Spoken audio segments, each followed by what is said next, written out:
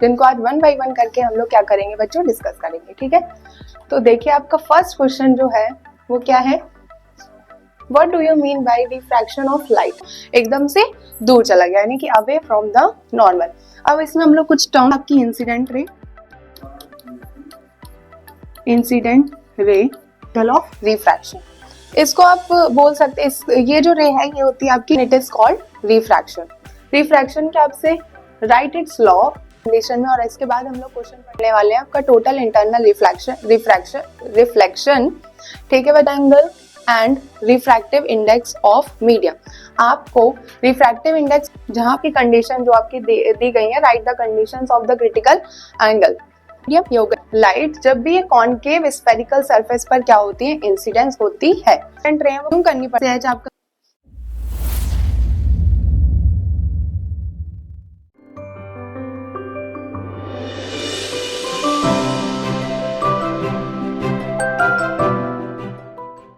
Students, welcome to Shivaji Group of Institution. My name is Aditi Jha and I am your physics teacher. ठीक है बच्चों, तो आज हम लोग कुछ इम्पोर्टेंट क्वेश्चन को डिस्कस करने वाले हैं जो कि किसके हैं, आपके रे ऑप्टिक्स के। ठीक, रे ऑप्टिक्स के कुछ इम्पोर्टेंट पीवाईक्यू जो हैं उनको आज हम लोग डिस्कस करने वाले हैं। ठीक, तो यहाँ पर आपके सामने कई सारे पीवाईक्यू हैं जिनको आज वन बाय वन करके हम लोग क्या करेंगे बच्चों, डिस्कस करेंगे। ठीक है, तो देखिए आपका फर्स्ट क्वेश्चन जो है वो क्या है, What do you mean by refraction of light?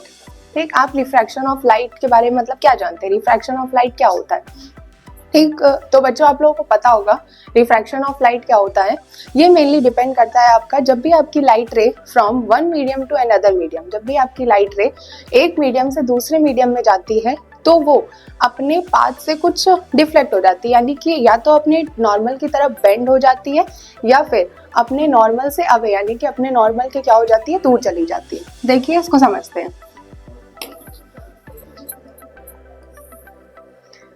ये हमारे पास इंटरफेस क्या होता है बच्चों, ये है इंटरफेस जो कि आपका दो मीडियम को क्या कर रहा है, अलग कर रहा है। ऊपर जो मीडियम है वो है हमारे पास एयर और नीचे जो मीडियम है वो है हमारे पास वाटर।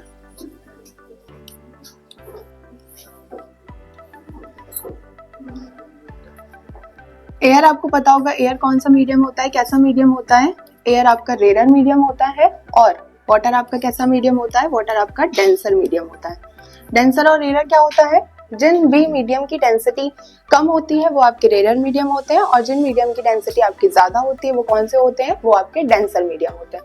क्लियर स्टूडेंट्स, तो हमारी जो लाइट रे आ रही है वो कुछ इस तरीके से आ रही है। देखिए ऑब्लिकली लाइट रे क्या हो रही है, इंसिडेंट हो रही है। सबसे पहला काम क्या होता है, सबसे पहले बनता है आपका नॉर्मल ड्रॉ करिए। अब यहाँ पर देख रहे होंगे आप, यहाँ पर मीडियम क्या हो रहा है, मीडियम आपका चेंज हो रहा है। ऊपर आपका रेयर मीडियम है और नीचे आपका क्या है, डेंसर मीडियम।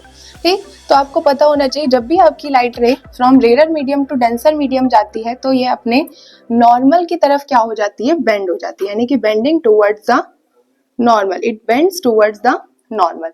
क्लियर स्टूडेंट्स, अब आपको दिख रहा होगा कि जो आपकी लाइट रे है ये अब इस वाले मीडियम से कहाँ जाना चाह रही है, बाहर जाना चाह रही है, यानी कि अब जो पाथ है इसका वो हम लोग यहाँ से लेके यहाँ तक देखेंगे। ऊपर जो आपका मीडियम है ये कौन सा मीडियम है, वाटर जो कि हमारा है डेंसर मीडियम, और नीचे ये आपका एयर है, और नीचे भी आपका कौन सा मीडियम है बच्चों, एयर आपका कैसा मीडियम है, रेयर मीडियम। ठीक, यानी कि अब जो हमारी लाइट रे जा रही है वो डेंसर मीडियम से कहाँ जाएगी, रेयर मीडियम में। तो सबसे पहले तो मीडियम चेंज हो रहा है, सबसे पहले आप क्या बनाएंगे, नॉर्मल ड्रॉ करिए। अब हमारी जो लाइट रे है वो डेंसर मीडियम से कहाँ जा रही है, रेयर मीडियम में, तो ये क्या हो जाएगी, अवे फ्रॉम द नॉर्मल, यानी कि अपने नॉर्मल से क्या कहाँ चली जाएगी, दूर चली जाएगी। तो सबसे पहले ये हमारी रेज है, तो रेज में सबसे इंपॉर्टेंट काम है आपका एरो बनाना। अगर आप एरो नहीं बनाएंगे तब तक तो आपकी जो लाइट रे की डायरेक्शन है वो हम लोग को क्लियर नहीं हो पाएगी। ठीक है बच्चों, तो यहाँ पर ऐसा क्यों हो रहा है, डेंसर मीडियम में जो स्पीड ऑफ लाइट होती है वो हमारी क्या हो जाती है, कम हो जाती है। इस वजह से जो आपका लाइट रे है वो बेंड टुवर्ड्स द नॉर्मल, यानी कि नॉर्मल की तरफ क्या हो जाती है, झुक जाती है, ठीक। और जो आपका रेडर मीडियम होता है वहां पर आपकी जो लाइट रे की स्पीड होती है वो कैसी होती है, ज्यादा होती है, इसलिए दूर चली जाती है। यानी जब कोई बहुत तेजी से जा रहा है तो एकदम से दूर चला गया, यानी कि अवे फ्रॉम द नॉर्मल। अब इसमें हम लोग कुछ टर्म्स हैं उनको समझ लेते हैं साथ में।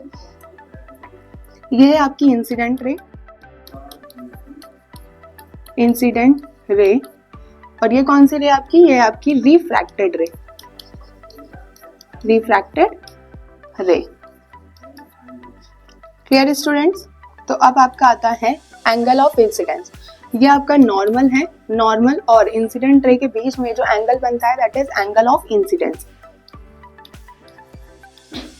Angle of incidence. नॉर्मल और रिफ्रैक्टेड रे के बीच में ये जो आपको एंगल दिख रहा है ये होता है आपका angle of refraction, angle of refraction. इसको आप बोल सकते हैं, ये जो रे है ये होती है आपकी इमर्जेंट रे, इमर्जेंट रे। और नॉर्मल और इमर्जेंट रे के बीच में जो एंगल बनता है that is angle of emergence,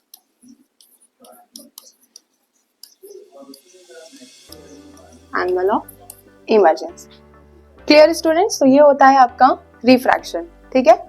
यानी कि जब भी आपकी light ray one medium to another medium जाती है तो वो क्या हो जाती है, अपने नॉर्मल की तरफ या तो बेंड कर जाती है या फिर नॉर्मल से क्या हो जाती है, दूर हो जाती है, ठीक है। तो the bending of light when it is passes from one medium to another medium is called refraction of light, ठीक है। यानी the bending of light when it is passes from one medium to another medium then it is called refraction. Refraction के आपसे right it's law also, ठीक। आपसे laws भी पूछे गए हैं किसके, रिफ्रैक्शन के। तो याद रखिए बच्चों, रिफ्रैक्शन के दो लॉ होते हैं। फर्स्ट जो आपका लॉ होता है वो होता है आपका incident ray, refracted ray and normal all lies on the same plane. Clear? फिर से सुनिए, incident ray, refracted ray and normal all lies on the same plane. ये हो गया आपका फर्स्ट लॉ। और सेकेंड लॉ क्या होता है, सेकेंड लॉ आपका होता है sine of the ratio of sine of angle I and angle are is a constant. यानी कि the ratio of sine of angle i, यानी कि sine of angle I and sine of angle are is a constant. और यहाँ जो N आया है ये होता है आपका रिफ्रैक्टिव इंडेक्स, रिफ्रैक्टिव इंडेक्स, ठीक। इसको हम लोग sine I upon sine R is equals to 1 and 2 भी लिख सकते हैं। 1 and 2 यानी कि one medium to second medium, यानी कि first medium to second medium, ठीक। और बच्चों सबसे इंपॉर्टेंट बात कि ये जो आपका सेकेंड लॉ होता है ये एक और नाम से बहुत ज्यादा फेमस है जिसको बोलते हैं स्नेल्स लॉ। क्या बोलते हैं बच्चों? Snell's law. तो इस चैप्टर में आपको सबसे इंपॉर्टेंट ये जो स्नेल्स लॉ है इसका कई जगह क्या करना पड़ेगा, यूज करना पड़ेगा। Clear students? तो आपको आई होप कि आपको रिफ्रैक्शन पूरा अच्छे से क्लियर हो गया होगा, इसके दोनों लॉज अच्छे से क्लियर हो चुके होंगे। चलिए नेक्स्ट क्वेश्चन देखते हैं बच्चों। नेक्स्ट क्वेश्चन क्या है आपका, what is critical angle. Next question है आपका what is critical angle and right the relation between critical angle and refractive index of the medium. तो सबसे पहले हम लोग समझते हैं क्रिटिकल एंगल क्या होता है, ठीक। तो the critical angle for two given media is the angle of incidence in the denser medium for which the angle of refraction in the rarer medium is 90 degree, ठीक। तो बच्चों सबसे पहले तो आप ये अच्छे से समझ लीजिए कि जो क्रिटिकल एंगल है वो आपका क्या होता है, इंसिडेंस एंगल होता है। यानी कि अभी तक हम लोग जो इंसिडेंट एंगल ऑफ इंसिडेंस समझ रहे थे, अब वो एंगल ऑफ इंसिडेंस आपका क्या बन जाएगा, क्रिटिकल एंगल। कैसे बन जाएगा बच्चों, ठीक। तो देखिए सबसे पहले ये आपको क्लियर हो पा रहा है, अगर नहीं हो पा रहा है तो हम इसको आपको दोबारा बना के दिखा देते हैं। ये क्या है आपका इंटरफेस। अच्छा, एक कंडीशन आप हमेशा याद रखिएगा क्रिटिकल एंगल की कंडीशन में, और इसके बाद हम लोग क्वेश्चन पढ़ने वाले हैं आपका टोटल इंटरनल रिफ्लेक्शन, ठीक है बच्चों। तो उसमें दोनों में कंडीशन ये होती है कि जो आपकी लाइट रे जाती है ये rarer medium to denser medium नहीं जा रही है, ये आपकी डेंसर मीडियम टू कहाँ जा रही है बच्चों, रेरर मीडियम। देखिए यानी कि नीचे हमारा हो गया डेंसर मीडियम, डेंसर और ऊपर हो गया हमारा रेयर मीडियम। आप नीचे ग्लास समझ सकते हैं और ऊपर आप क्या ले सकते हैं, एयर। Clear students? तो आपकी जो लाइट रे है वो आपकी कुछ इस तरीके से जा रही है ऑब्लिकली। सबसे पहला काम क्या होगा, सबसे पहला काम होगा नॉर्मल ड्रॉ करना। तो ये हो गया आपका नॉर्मल। ठीक, अब हमारी जो एंगल ऑफ इंसिडेंस है इसकी वैल्यू इतनी है। ठीक, ये हो गया हमारा एंगल ऑफ इंसिडेंस। ठीक, अब आपको पता है जब भी आपकी लाइट रे डेंसर मीडियम से रेयर मीडियम में जाती है तो वो नॉर्मल से क्या हो जाती है, दूर चली जाती है। तो यहाँ हमने नॉर्मल से दूर जाती हुई इस तरीके से क्या दिखा दी, आपकी रिफ्रैक्टेड रे दिखाई है। ठीक, तो नॉर्मल और रिफ्रैक्टेड रे के बीच में जो एंगल बनने वाला है, ये जो एंगल आपका बन रहा है, ये आपका कौन सा एंगल होता है, ये आपका होता है एंगल ऑफ रिफ्रैक्शन, जिसको हम लोग किससे रिप्रेजेंट करते हैं, आर से रिप्रेजेंट करते हैं।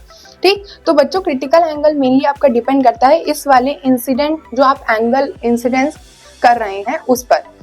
अगर हम एंगल ऑफ इंसिडेंस की वैल्यू को इंक्रीज करते रहें तो क्या होगा, तो आपकी जो लाइट रे है, जो कि रिफ्रैक्टेड रे है, वो आपकी नॉर्मल से क्या होती जाएगी, और भी ज्यादा दूर होती जाएगी। तो अभी हम लोगों ने जो एंगल ऑफ इंसिडेंस रखा है इसी को इंक्रीज करते हुए हम लोग सेकेंड कंडीशन देखते हैं। ये आपकी लाइट रे जा रही है, हमने इसको क्या कर दिया, और ज्यादा अलग कर दिया। तो ये हो गई आपका नॉर्मल। ठीक, तो ये हो गया आपका नॉर्मल। अब जैसे ही हम लोगों ने अपने एंगल ऑफ इंसिडेंस यानी कि ये जो आपको आई दिख रहा होगा इसकी वैल्यू को क्या किया है, इंक्रीज किया है, तो ये क्या हो जाती है, ये जो रिफ्रैक्टेड रे है ये आपके पूरे के पूरे इंटरफेस से कितना एंगल बना लेती है, 90 डिग्री का। यानी ये जो एंगल आपको दिख रहा है ये कितना हो जाता है बच्चों, ये एंगल हो जाता है 90 डिग्री का। और आपको पता है कि नॉर्मल और रिफ्रैक्टेड रे के बीच में जो एंगल बनता है हमारा, वही हमारा क्या होता है, एंगल ऑफ रिफ्रैक्शन। क्या होता है बच्चों, एंगल ऑफ रिफ्रैक्शन। क्लियर? तो ये मेनली आपका डिपेंड करता है किस पर, एंगल ऑफ इंसिडेंस पर। जैसे जैसे आप एंगल ऑफ इंसिडेंस की वैल्यू को इंक्रीज करते जाते हैं वैसे वैसे आपके रिफ्रैक्शन की भी वैल्यू क्या हो जाती है, एंगल ऑफ रिफ्रैक्शन की वो भी इंक्रीज होती जाती है। हम लोगों ने ज्यादा इसको इंक्रीज किया, इस वजह से ये क्या हो गई है, 90 डिग्री का एंगल बना रहा है। तो यहाँ पर हम लोग इसको आई ना लिख के क्या लिख सकते हैं बच्चों, यहाँ पर हम इसको आई ना लिख के लिख सकते हैं आपका एंगल, यानी कि क्रिटिकल एंगल लिख सकते हैं, जिसको हम लोग किससे रिप्रेजेंट करते हैं, जिसको हम लोग सी से रिप्रेजेंट करते हैं। किससे रिप्रेजेंट करते हैं बच्चों, क्रिटिकल एंगल को हम लोग रिप्रेजेंट करते हैं सी से। ये हो गया आपका क्रिटिकल एंगल। क्लियर? तो यहाँ पर आपको क्रिटिकल एंगल की कंडीशन भी अच्छे से क्लियर हो चुकी होगी। चलिए नेक्स्ट, इसी में आपसे बोला गया है कि right relation between critical angle and refractive index of medium. आपको रिफ्रैक्टिव इंडेक्स ऑफ मीडियम यानी कि विच इज एन, और जो क्रिटिकल एंगल होता है दैट इज सी, इन दोनों के बीच का क्या बताना है, रिलेशन बताना है।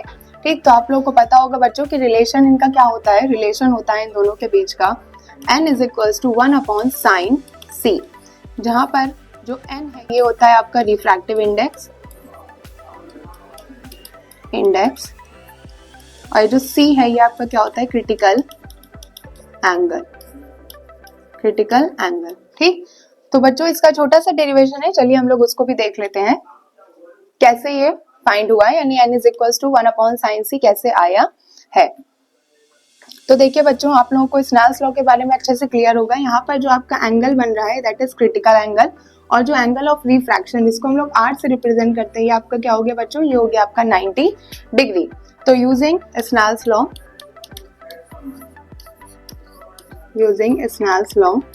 क्या होता है आपका Snell's law, sine I upon sine R is equals to constant which is L.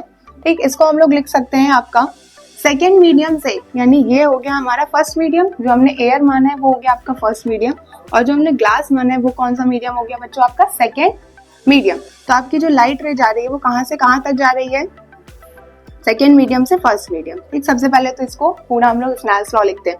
अब साइन आई के लिए आपने कौन सा एंगल दिया है, एंगल ऑफ यानी कि क्रिटिकल एंगल, इसको हम लोग सी से रिप्रेजेंट करते हैं। तो sine C upon sine R यानी कि एंगल ऑफ रिफ्रैक्शन हमारा क्या हो गया, 90 डिग्री। अब हमारी जो लाइट रे जा रही है वो कहाँ से कहाँ तक जा रही है, सेकेंड मीडियम से फर्स्ट मीडियम, यानी इसको हम लोग लिख सकते हैं 2n1। क्या लिख सकते हैं बच्चों, 2n1। अब sin 90 की वैल्यू आपको पता ही होगा कि क्या होती है, तो sin c अपॉन sin 90 की वैल्यू होती है 1, तो 2n1। 2n1 को अगर हमें 1n2 के फॉर्म में लिखना है, क्या लिखना है बच्चों, अगर हमें 2n1 को 1n2 के फॉर्म में लिखना है तो हम क्या लिख सकते हैं, sin c is equals to 1/1n2। 1/1n2 को इधर हम लोग लेके आएंगे तो यहाँ पर जो sin c है वो कहाँ चला जाएगा, अपॉन में, यानी 1n2 is equals to 1/sin c। ठीक, तो ये होता है आपका छोटा सा relation between refractive index and critical angle. चलिए बच्चों नेक्स्ट क्वेश्चन को डिस्कस करते हैं। नेक्स्ट क्वेश्चन है आपका, what do you mean by total internal reflection of light रे। ठीक, तो आपका टोटल इंटरनल रिफ्लेक्शन, जिसको हम लोग TIR के नाम से भी बोलते हैं, ठीक, बहुत ज्यादा आप लोगों ने सुना होगा TIR, टोटल इंटरनल रिफ्लेक्शन। तो ये क्या होता है, when a ray of light travelling from a denser medium to a rare medium. बच्चों जैसे क्रिटिकल एंगल में आप लोगों ने पढ़ा है कि जो आपकी लाइट रे जा रही है वो डेंसर मीडियम से कहाँ जा रही है, रेयर मीडियम की तरफ जा रही है। तो TIR यानी टोटल इंटरनल रिफ्लेक्शन में भी आपको ये कंडीशन बहुत ज्यादा अच्छे से क्या रखनी पड़ेगी, ध्यान रखनी पड़ेगी। तो when a light ray traveling from denser medium to a rarer medium is incident at the interface of the two media at an angle greater than the critical angle। ठीक, तो TIR कब होता है, यानी टोटल इंटरनल रिफ्लेक्शन आपका कब हो सकता है बच्चों, जब आप फर्स्ट कंडीशन ये है, हम लोग इसी में आपकी कंडीशन जो आपकी दी गई है, right the conditions of the critical angle, right the condition for TIR total internal reflection. ठीक, TIR के लिए आपकी कंडीशंस क्या होती हैं। फर्स्ट कंडीशन तो ये है बच्चों कि आपकी जो लाइट रे जानी चाहिए वो rare medium to denser medium नहीं, कहां से कहां जानी चाहिए, denser medium to rare medium, ये हो गई फर्स्ट कंडीशन। और सेकेंड कंडीशन आपकी क्या होती है, सेकेंड कंडीशन ये होती है कि जो आपकी इंसिडेंस एंगल की जो वैल्यू है, यानी कि आप लोग जिस जगह जिस एंगल में आप एंगल ऑफ इंसिडेंट यानी कि इंसिडेंट रे को इंसिडेंट कर रहे हैं, उसका जो एंगल है वो आपका क्रिटिकल एंगल से क्या होना चाहिए, ज्यादा होना चाहिए। तो किस तरीके से, ये आपका इंटरफेस, ऊपर है आपका air which is rare medium and नीचे है आपका glass which is denser medium. ये आपकी लाइट रे जा रही है,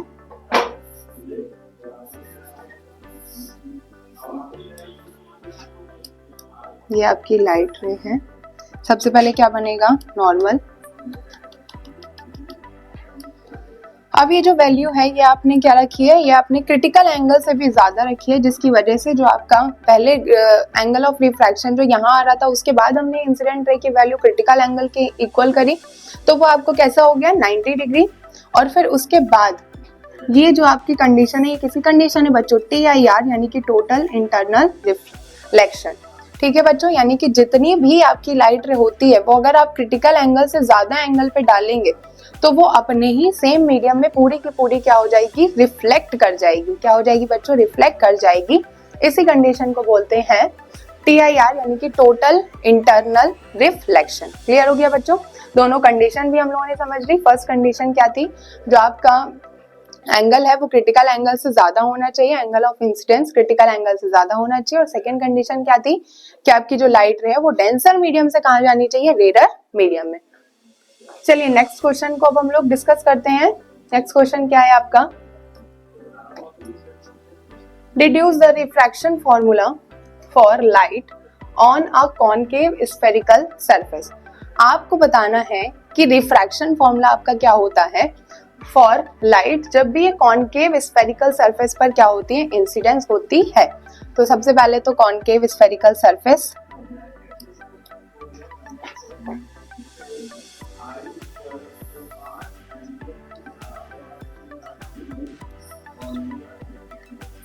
ये हो गया आपका कॉनकेव स्फेरिकल सरफेस। यहाँ है आपका रेयर मीडियम, ये हो गया आपका रेयर मीडियम, और ये हो गया आपका डेंसर मीडियम, डेंसर मीडियम। ठीक, एक एक करके सारे पॉइंट्स देख लेते हैं।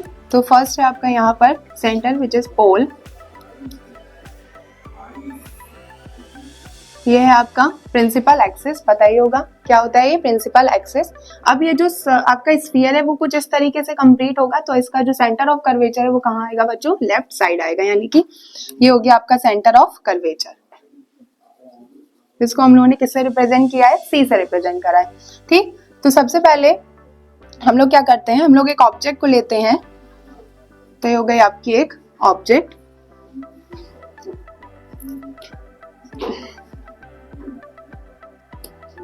कलर चेंज कर लेते हैं, तो ये हो गई आपकी ऑब्जेक्ट जिसको हम लोग किससे रिप्रेजेंट कर रहे हैं, ओ से। दो आपकी जो इंसिडेंट रे है वो कितनी निकलेंगी, 2 इंसिडेंट रे निकलेंगी। फर्स्ट जो इंसिडेंट रे जा रही है वो कहाँ से होती हुई जा रही है, सेंटर ऑफ कर्वेचर से। और आपको पता है जब भी कोई लाइट रे सेंटर ऑफ कर्वेचर से जाती है वो बिना इधर उधर हुए, यानी कि बिना अपने पाथ से डिफ्लेक्ट हुए कैसे निकल जाती है, सीधी निकल जाती है। अब सेकेंड जो लाइट रे हमने ली है वो आपकी कुछ इस तरीके से इंसिडेंट हो रही है सरफेस पर। ठीक, तो आपका अब ये जो मीडियम है ये कहाँ से कहाँ जा रही है, जो इंसिडेंट रे है वो रेरर मीडियम से कहाँ जा रही है बच्चों, डेंसर मीडियम में जा रही है। सबसे पहला काम तो ये है कि क्या बनना चाहिए, नॉर्मल। नॉर्मल बनाइए सबसे पहले।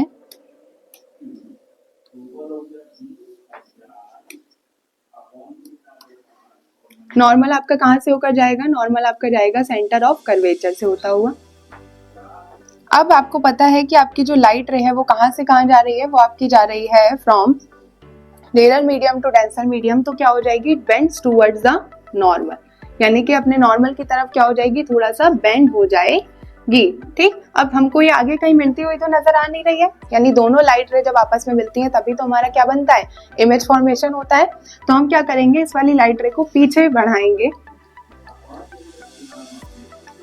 इस पॉइंट पर जहां पर दोनों आपकी लाइट रे क्या हो रही है, मिल रही है। फर्स्ट जो आपकी सेंटर ऑफ कर्वेचर से जा रही थी वो, और सेकंड आपकी ये जो जा रही है ये दोनों लाइट रे जब आपकी आपस में मिलती हैं तब आपका क्या बनता है, इमेज फॉर्मेशन होता है। ठीक बच्चों, तो सबसे पहले हम लोग एक एक करके सारे एंगल्स को समझ लेते हैं। ये आपका येलो कलर का जो दिख रहा है ये आपका नॉर्मल, तो और ये है आपकी इंसिडेंट रे। नॉर्मल और इंसिडेंट रे के बीच में बनने वाला angle that is angle i, यानी एंगल ऑफ इंसिडेंस। ये आपकी रिफ्रैक्टेड रे, तो रिफ्रैक्टेड रे आपकी पीछे यहाँ तक आ रही है, तो रिफ्रैक्टेड रे और नॉर्मल के बीच में बनने वाला angle that is angle R, यानी एंगल ऑफ रिफ्रैक्शन। क्लियर बच्चों, यहाँ हम लोगों ने अपनी तरफ से 3 एंगल माने हैं, अल्फा, बीटा और गामा। ये आपके 3 एंगल्स नजर आ रहे होंगे आपको, अल्फा, बीटा और गामा। और एक और काम हम लोग करेंगे, ये जो आपका पॉइंट ए है, यानी यहाँ जो आपकी सारी लाइट रे मिल रही है, लाइट रे, नॉर्मल, ये सारी चीजें जो मिल रही हैं, इस पॉइंट को हमने मान लिया आपका पॉइंट ए। यहाँ से हम लोगों ने प्रिंसिपल एक्सिस पर एक परपेंडिकुलर क्या किया, ड्रॉ किया है। इसका हम लोग नाम दे देंगे एम, यानी ए एम। ये क्या है आपका परपेंडिकुलर, जिसकी हाइट हम लोगों ने क्या ले ली बच्चों, एच। क्या ले लिए, एच। अब सारी डिस्टेंसेस देख लीजिए। जो आपका ऑब्जेक्ट है उसकी पोल से डिस्टेंस होती है, इसको क्या बोलते हैं, यू। पोल से लेकर इमेज तक की distance that is we.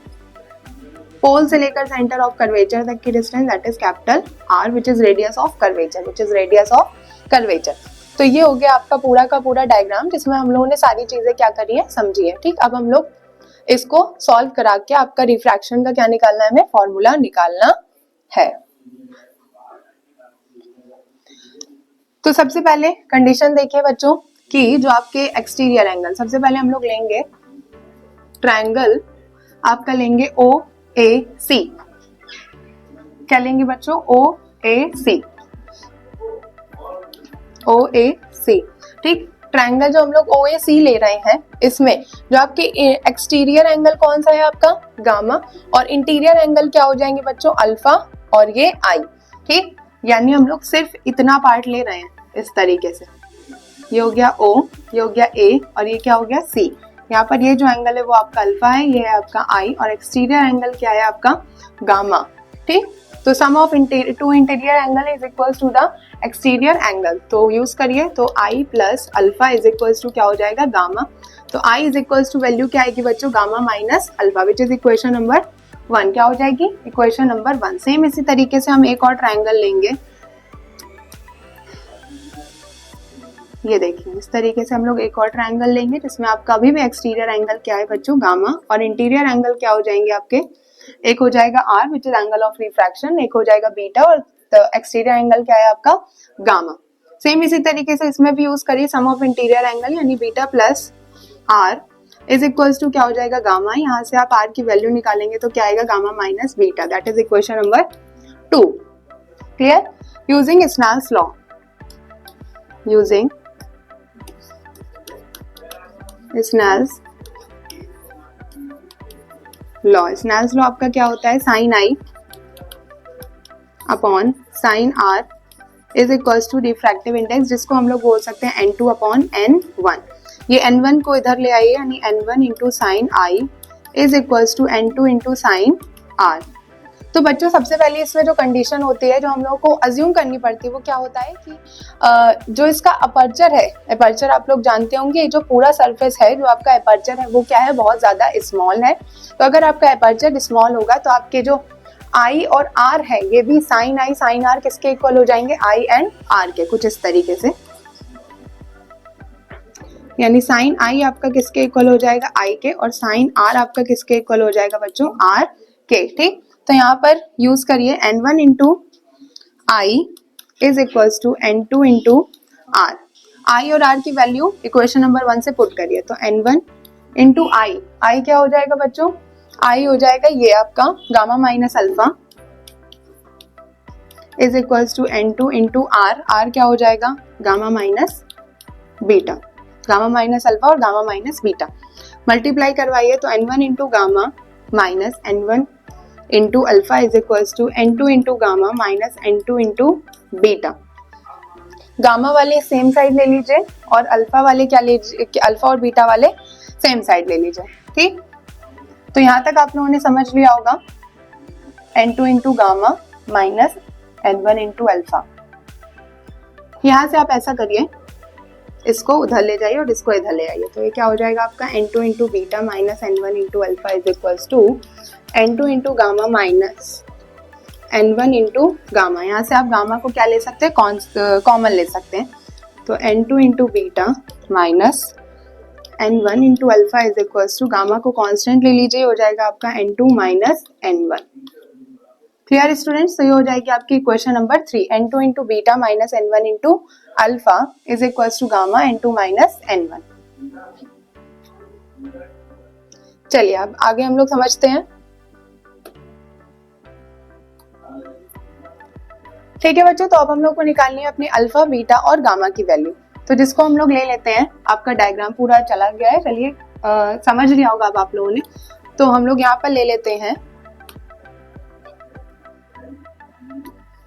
I hope कि आपको डायग्राम अच्छे से याद होगा। तो ये हम लोग ले लेते हैं 10 alpha is equals to alpha, जिसको हम लोग, ये एक आपको एंगल याद होगा, यहाँ पर ये था आपका O, ये था आपका M, और यहाँ पर क्या था आपका A। यहाँ जो वैल्यू थी वो क्या थी, H, और ये थी आपकी U। ठीक, तो 10 alpha is equals to alpha, जिसको हम लोग लिख सकते हैं AM अपॉन OM। अब बच्चों हमने बताया था कि अपर्चर हम कैसा मानते हैं, बहुत ही ज्यादा स्मॉल मानते हैं, जिसको हम लोग बिल्कुल P के इक्वल कर देते हैं, यानी कि PO। तो AM की वैल्यू क्या है आपकी H, और PO इसकी वैल्यू क्या है आपकी U।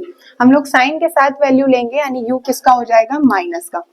सेम इसी तरीके से हम लोग 10 बीटा निकालेंगे, तो 10 beta is equals to beta AM upon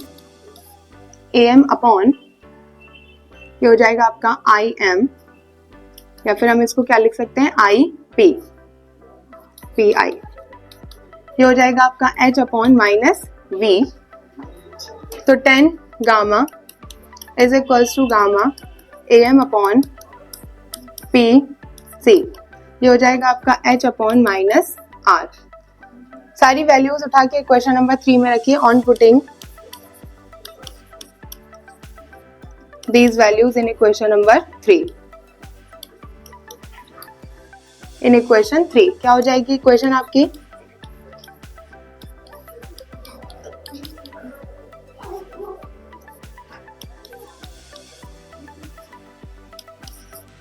n2 minus n1। ठीक, तो यहाँ पर वैल्यू सारी पुट करिए।